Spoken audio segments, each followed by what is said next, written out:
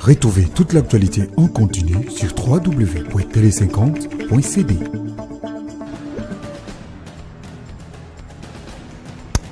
Merci beaucoup Nathan Diamoté pour cette présentation et peut-être cette petite note de page noire. Télé50 est en deuil depuis jeudi soir.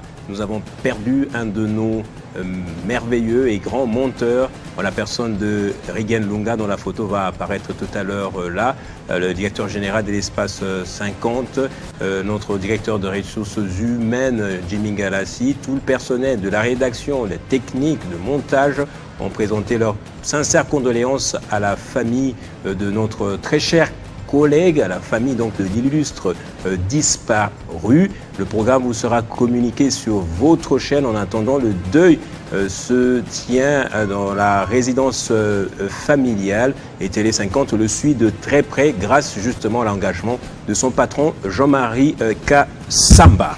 Merci beaucoup Jocelyn Toumba. On va passer donc à présent aux commentaires de nos différents sujets présentés tout à l'heure.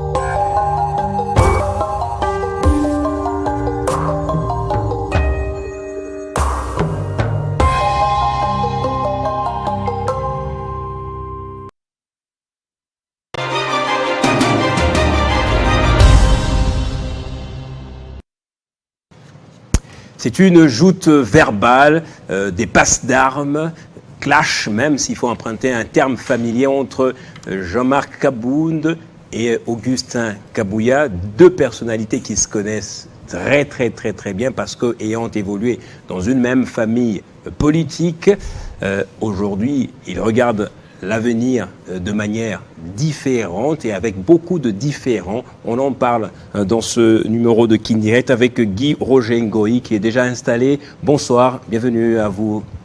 Merci, bonsoir cher Gaëtan. Je profite de l'occasion pour présenter mes sincères condoléances à l'ensemble de l'équipe de Télé50. Merci beaucoup. Je viens d'apprendre que vous êtes éprouvé. Oui. Ça fait mal de perdre un de ses collègues pendant ce moment-ci. Qui était si jeune aussi. Veuillez en tout cas recevoir toutes mes profondes condoléances. Merci beaucoup, ça va droit dans notre cœur en tout cas et nous l'accueillons avec beaucoup de joie et avec beaucoup de considération. Alors, vous avez tenu un meeting, c'était fin avril, si je ne me trompe pas, votre meeting, je ne sais pas, c'était une sortie publique. La toute première, après la libération de Jean-Marc Kabound, vous avez dénoncé beaucoup de choses. Ce n'était pas la première fois que vous fassiez ce genre de dénonciation. Il faut circonscrire les contextes. Ouais. C'était le 24 avril. L'occasion pour notre président national de communier avec la foule. C'était là l'occasion, bien entendu, du 3e anniversaire de notre formation politique, l'Alliance pour le changement.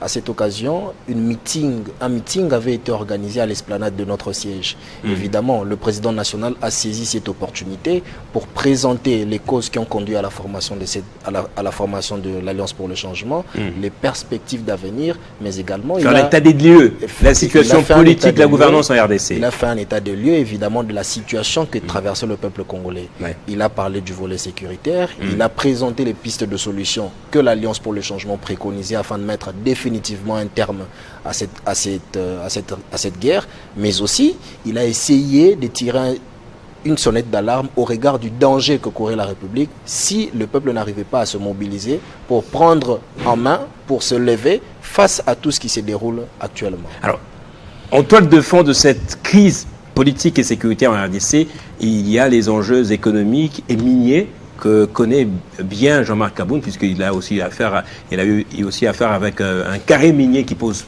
problème. Qu'est-ce que vous avez proposé, vous, concrètement, pour résoudre cette affaire de la sécurité dans l'Est du pays? Je me lève souvent contre toutes ces personnes qui attribuent l'appartenance ou soit l'appropriation d'un carré minier à l'honorable Jean-Marc Kabound. D'autant plus que vous connaissez très bien la procédure ou le processus pour l'acquisition d'un tel domaine. Un carré minier, ce n'est pas une parcelle. Il n'était pas n'importe qui, Jean-Marc Kabound. Je suis en train de vous... J'ai entendu Léon Némalé m'a dit que c'était notre patron, c'est lui qui a créé la plateforme du chef de l'État de l'Union sacrée de la Nation. Allez-y. Je suis en train de vous expliquer, peu importe qui il était, cela ne lui conférait pas le statut de pouvoir s'approprier un carré minier, de pouvoir s'en acquérir. En fait, les textes qui régissent les secteurs miniers de la République sont très clairs. L'obtention d'un titre ou d'un droit minier ne se délivre pas à un individu. C'est à une personne morale, à une société.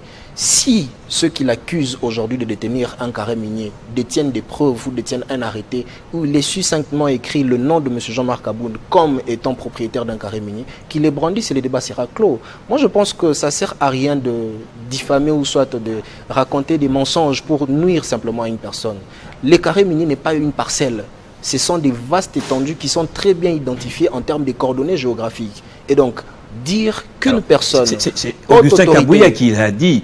Il a posé la question aux militants qu'il entendait ce jour-là, en réponse justement à votre meeting. Demandez-lui d'où est-ce qu'il a tiré toute sa fortune. Il a eu affaire à un problème de carré minier avec le pouvoir, raison pour laquelle ils se sont séparés. Moi, ça m'étonne qu'aujourd'hui vous puissiez ramener les propos d'Augustin Kabouya comme étant une référence, d'autant plus que vous savez quels sont le nombre de mensonges qu'il a eu à distiller au sein de la population. Aujourd'hui, qui ne se souvient pas du salaire que touchait l'honorable Jean-Marc Kabound en tant que premier vice-président de l'Assemblée nationale? Qui ne sait pas que le premier vice-président de l'Assemblée nationale avait plus de 300 000 $? Personne ne l'ignore. Comment est-ce qu'aujourd'hui on peut rabaisser tout ce que l'homme a eu à construire de sa vie avec ce qu'il gagnait comme maigre moyen avec un carré minier? C'est totalement absurde. J'aimerais pas qu'on puisse nous y atteler, puisque c'est un non-lieu, ça ne évoque même pas, ça ne nécessite même pas notre Peut-être que j'évoquerai d'autres aspects, des réponses de Augustin Kabouya plus tard, mais parlons d'abord de choses sérieuses. Qu'est-ce que Jean-Marc Kabound, qui a occupé des fonctions importantes au sein de l'Assemblée nationale, mais aussi en tant que proche du président de la République, a préconisé, a prôné pour le retour justement de la paix? Est-il pour un deal sécurité contre mine avec les États-Unis? L'honorable Jean-Marc Kabound avait très bien dit que ce n'est pas les moyens qui manquent à la RDC de pouvoir se défendre. C'est plutôt le type de personnes qui sont dans la chaîne de commandement. Il faut, dans une certaine mesure, essayer d'ouvrir l'œil et le bon. Oui. Est-ce que dans notre pays, nous manquons des moyens? Nous avons suffisamment de moyens capables de permettre à ce que nous puissions équiper notre armée. Mais c'est plutôt les responsabilités, c'est plutôt les décisions qui doivent être prises. Pour la sortie de cette crise, l'honorable Jean-Marc Kabound a préconisé 2 pistes de solution. La première, c'est le processus de Lomé. Vous savez très bien qu'il y a eu désignation du président Faure Gnassingbé comme étant médiateur pour ce conflit. Ouais. Grâce, bien entendu, à l'Union africaine. On va l'appeler comme le petit-fils du processus de Nairobi et du processus de Luanda. Le processus de Lomé est né de la fusion du processus de Nairobi et de Luanda. Nous avons, à travers ce processus, préconisé qu'il puisse y avoir une rencontre directe entre le président Félix Tshisekedi et le président Paul Kagame. Excusez-moi de poser un peu une question subjective. Oui. Là où Kenyatta n'a pas réussi, c'est qu'un ami, vraiment un allié de Kinshasa comme Luanda, ou la personne du président angolais n'a pas réussi. Faure Gnassingbé a beaucoup de kilomètres de Kinshasa pour faire quelque chose. C'est quoi son profil?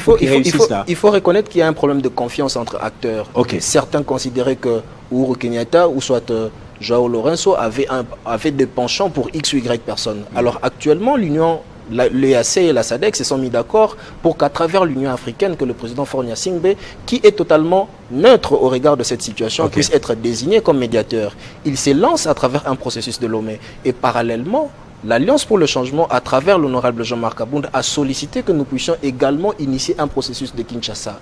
Le processus de Kinshasa sera bien entendu un cadre qui permettra aux opposants armés, aux opposants non armés, à la société civile, ainsi qu'au gouvernement. Vous légitimez aussi la prise d'armes par les rebelles pour revendiquer aussi justement une possession de pouvoir. Il n'y a rien que nous avons toujours condamné comme la violence. Nous n'avons jamais souhaité à ce que l'accession au pouvoir s'efface par la manière violente. Au sein d'ailleurs de l'Alliance pour le changement, nos textes les disent clairement. Nous concourons à l'exercice du pouvoir de manière démocratique. Mais puisque nous sommes dans un cas totalement atypique, ce sont des faits. Nous ne pouvons pas nier l'existence de ces forces négatives sur notre sol. Alors pour taire définitivement, qu'est-ce qu'il faut? Il faut dialoguer. Puisque la voie militaire nous avons réussi à démontrer notre incapacité à sauver notre pays. Il faut dans ce cas que nous puissions discuter, bien entendu, après les retraits des troupes rwandaises, également après avoir obtenu un cessez-le-feu immédiat. On reste entre Congolais. On reste entre Congolais, mais pas seulement Congolais. Il faudrait qu'il puisse y avoir un œil de toutes ces personnes capables d'assurer que les engagements qui seront pris soient également respectés. Puisque nous avons assisté dans ce pays où on prend des engagements à 12 h et à 14 h on le renie. Donc, des facilitateurs et des médiateurs. Il faut éviter à ce que ce genre de choses puissent revenir. Voilà pourquoi nous posons ces verrous-là, qu'il puisse y avoir négociation entre Congolais, c'est vrai, mais avec des témoins qui seront là pour certifier et confirmer ce qui a été dit. Alors, c'est vrai que vous ne donnez pas, je dirais, carte blanche à Corneille Nangaa ainsi qu'à tous ceux qui ont pris les armes, mais du moins, vous êtes rendu à l'évidence qu'ils sont là, ces sont des Congolais. Est-ce que Kabound est-il prêt à se rendre à Goma, par exemple, pour avoir des discussions franches avec ses compatriotes? Mais le président Kabound l'avait très bien dit, que s'il avait l'opportunité aujourd'hui d'échanger avec M. Corneille Nangaa, il l'appellerait pour lui dire d'arrêter ce qu'il est en train de faire. Ce qu'il faut retenir, c'est que nous n'avons jamais soutenu, le schéma de la violence, puisque nous considérons qu'il est absurde de prendre les armes pour tuer ses frères et accéder au pouvoir. Nous souscrivons pour le jeu démocratique. Je vous rappelle que nous avons été à maintes reprises victimes des injustices au sein de ces pays. Vous vous rappelez, vous m'avez reçu ici plusieurs fois, plus d'une fois d'ailleurs, où nous avons discuté sur l'incarcération injuste de notre président. Mais est-ce pour autant nous avons fait une rébellion aux institutions? Non. Nous avons fait pression légalement, démocratiquement, pour obtenir la libération de notre président. Aujourd'hui, il a été libéré. Cette remise en cause par Augustin Kabouya, on en parle dans très peu de temps. En tout cas, poursuivons encore avec notre réflexion sérieuse. Je vous ai tout à l'heure dit que je ne préfère pas accorder du crédit à ce qu'il dit parce que ce n'est pas la première fois qu'il raconte des mensonges. Je ne ferai que poser de questions. La libération de l'honorable Jean-Marc Kabound, si vous avez suivi ses avocats le dire, n'est pas le résultat d'un pardon ou n'est pas le résultat d'un deal comme il est en train de l'avancer. La libération de l'honorable Jean-Marc Kabound fait suite à une procédure légale. Puisque vous m'avez dévancé, Jean-Marc Kabound a-t-il envoyé des émissaires à plus d'une reprise auprès du chef de l'État, vrai ou faux? Je vais vous répondre à cette question, mais permettez-moi. Le personnage qui est cité là par Augustin Kabouya, il faut le dire, il faut prendre à témoin peut-être, il faut qu'il fasse une vidéo pour dire jamais je n'ai été envoyé par Jean-Marc Kabound auprès du chef de l'État ou de ses collaborateurs. Si vous vous attendez à ce que le président Kabound ou qui que ce soit s'implique dans une pareille mésaventure ou une pareille bêtise, passez-moi les termes, je dirais que vous attendrez longtemps, puisque le président Kabound ne sait pas descendre à ces niveaux. En fait, le président Kabound n'a jamais mandaté qui que ce soit, il n'a jamais demandé pardon à qui que ce soit, ou il n'a jamais désigné quelqu'un pour aller présenter des excuses au nom de quoi que ce soit. Les seules personnes qui ont bénéficié du mandat du président Kabound, c'était son collectif d'avocats. Les mandats qu'ils avaient, c'était de mener toutes les démarches possibles légalement et sur le plan judiciaire pour obtenir sa libération. Alors, je ne comprends pas en fait si ce n'est pas une grâce présidentielle ou une mesure de clémence prise par le chef de l'État. Ce que vous dites, vos avocats ont dit, c'est notamment une décision de la Cour de cassation via une procédure de révision effaçant les infractions de sa condamnation en rendant son casier judiciaire vierge. En effet. Attendez, ça s'est déjà produit dans ce pays. Lorsque l'on condamne un opposant comme Jean-Marc Kabound puisse bénéficier d'une telle faveur, ce n'est pas une faveur. Bénéfice il a été rétabli dans ses droits, puisque rappelez-vous, nous faisons partie de ceux qui ont dit qu'il avait été condamné injustement. Lorsqu'il a été condamné, depuis sa condamnation jusqu'en décembre, souvenez-vous qu'il n'avait jamais été notifié. Et dès lors que sa notification lui a été parvenue, ses avocats se sont saisis de cette occasion pour aller introduire une requête en révision, afin que la cour qu'il avait condamnée, la cour qui venait de nous informer les griefs pour lesquels on avait condamné l'honorable Jean-Marc Kabound, puisse revoir sa condamnation. Après avoir présenté nos arguments, entendu que l'honorable Jean-Marc Kabound était député national, il avait présenté la situation du pays au regard de ce qu'il estimait comme vérité, puisqu'il s'exprimait en tant qu'opposant. La Cour ne pouvait que constater la pertinence des arguments présentés par les avocats pour bien entendu laver celui qui venait d'être accusé, qui venait de passer 3 ans à la prison centrale de Makala. Donc c'est dans cette logique-là... Je ne comprends toujours pas, Guy Roger Ngoï, bien que ne soyons pas, n'étant pas plutôt un avocat, je veux savoir, si on l'a rétabli dans ses droits, il devrait normalement porter plainte, puisqu'il a passé beaucoup de temps en prison inutilement.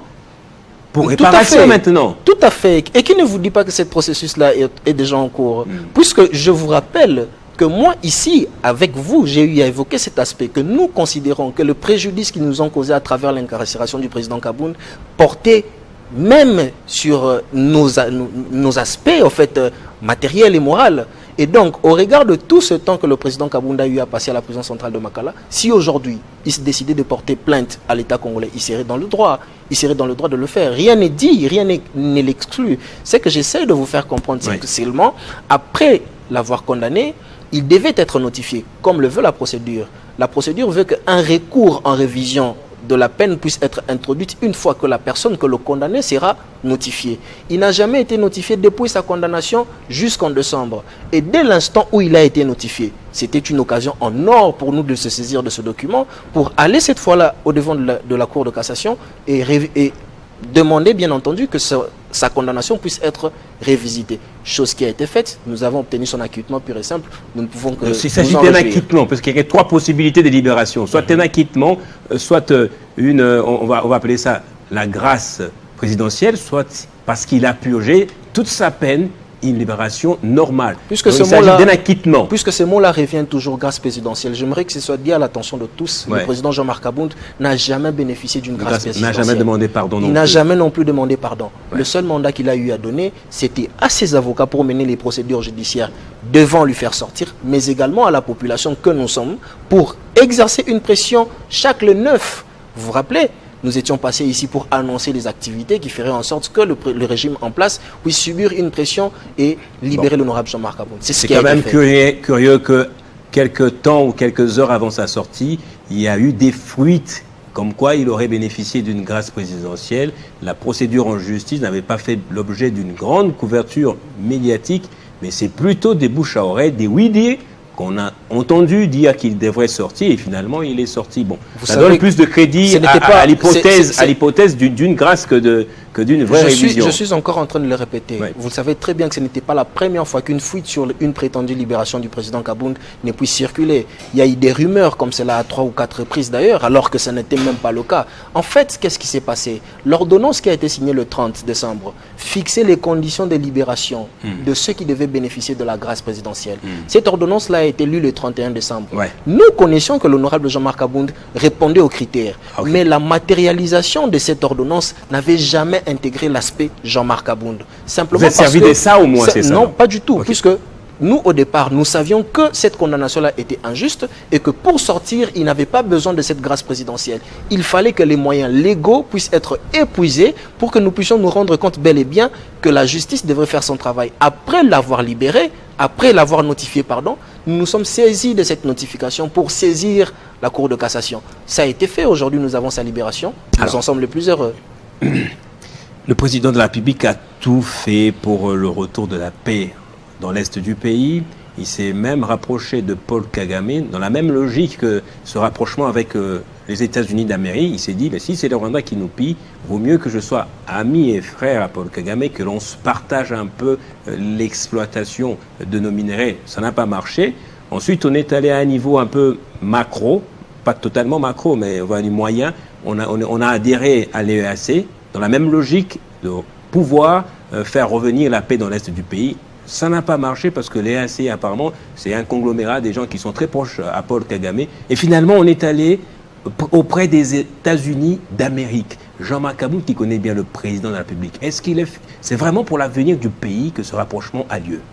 Nous l'avons dit, le président Kabound l'a dit, il a même fait appel aux Américains, qu'ils ne voient pas l'intérêt personnel de ceux qui viennent pour solliciter cet accord ou pour solliciter cette aide, mais qu'ils voient l'intérêt du peuple congolais, qu'ils s'assurent que cet accord qui sera signé puisse bel et bien profiter au peuple congolais. Puisque nous en avons connu légion, ces genres d'accords, où on part à engager la République, et au bout du compte, c'est un groupe d'individus qui profitent. C'est ce que nous ne voulons pas. Nous estimons que les efforts doivent être redoublés. Si bien du côté du président, du côté de la République, mais également du côté de la population. La population doit être vigilante au regard de ce qui est en train de se négocier, puisque nous estimons qu'il y a beaucoup de pièges à l'intérieur, même si officiellement nous ne sommes pas encore exprimés, mais vous le savez qu'au regard de l'accord des principes qui a été présenté au public, nous pensons qu'il y a beaucoup de zones d'ombre qui nécessitent éclaircissement si c'est réellement l'intérêt du peuple congolais qui est recherché. Et donc, il est très important, très capital à l'heure que nous puissions intérioriser ce processus, que nous puissions suivre de près et à la loupe ce qui est en train d'être fait, pour que demain nous ne puissions pas nous retrouver avec un contrat à l'image du contrat chinois. Un contrat où le peuple ne trouve pas son compte, un contrat où un contrat où nous avons été totalement dupés. Pourquoi est-ce que nous le disons? Puisque à l'heure qu'il est, nous sommes partis en position de faiblesse.